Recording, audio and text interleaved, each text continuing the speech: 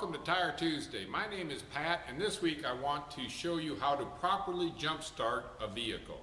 Now, the first thing I want you to remember is I want you to go out and invest in a good set of jumper cables. The cables should have a heavy gauge wire on them, and they should be plenty long enough to reach from the car that you're jumping from to the car that has the dead battery, so you have enough room to reach the bad battery.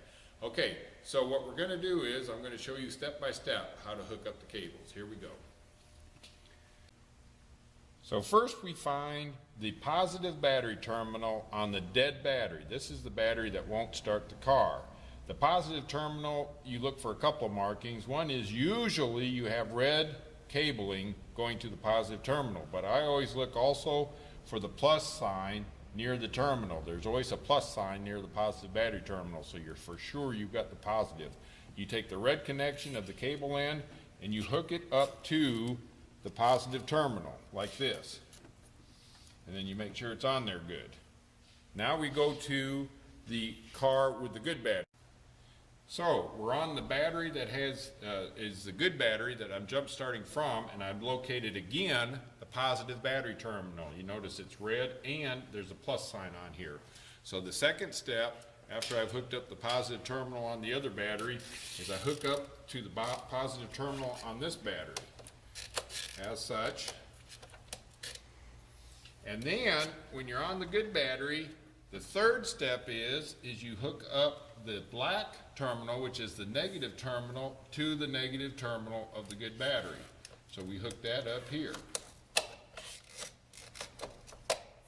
like that. So now we're hooked up and we're almost completed the circuit. So now what we're going to do is go back to the car with the dead battery and complete the circuit.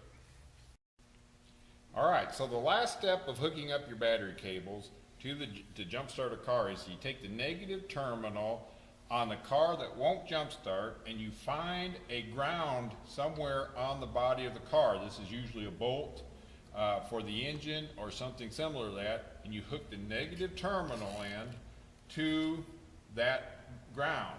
And so what I've done here is I've located the ground and I've hooked the cable in.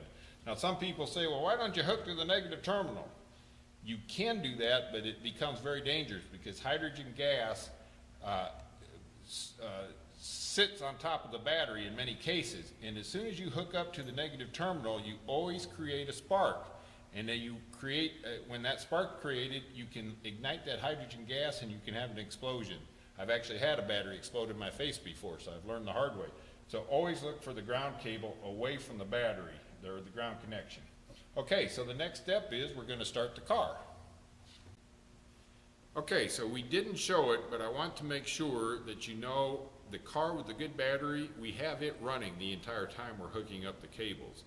And then after we get the cables completely hooked up, we let the car run for probably 3 to 5 minutes, and we increase the idle a little bit, maybe up to about 1,500 RPMs, to help transfer the power from the good car into the battery and recharge the battery of the dead car. And then after doing that for about 3 to 5 minutes, then we'll attempt to start the car with the dead battery. Now, pretend the engine is running, so now with the engine running, we unhook the cables in the same manner that we hooked them up. We unhook the negative connection on the battery that we just jumped, then we go over to the good vehicle and we unhook the negative connection from there and the positive connection, and then we come back over and unhook the positive connection from here, and our job's complete. We leave the engine running so that the battery can get recharged up, and we go on our way. Until next week, safe driving from Pat's Tire and Auto Repair.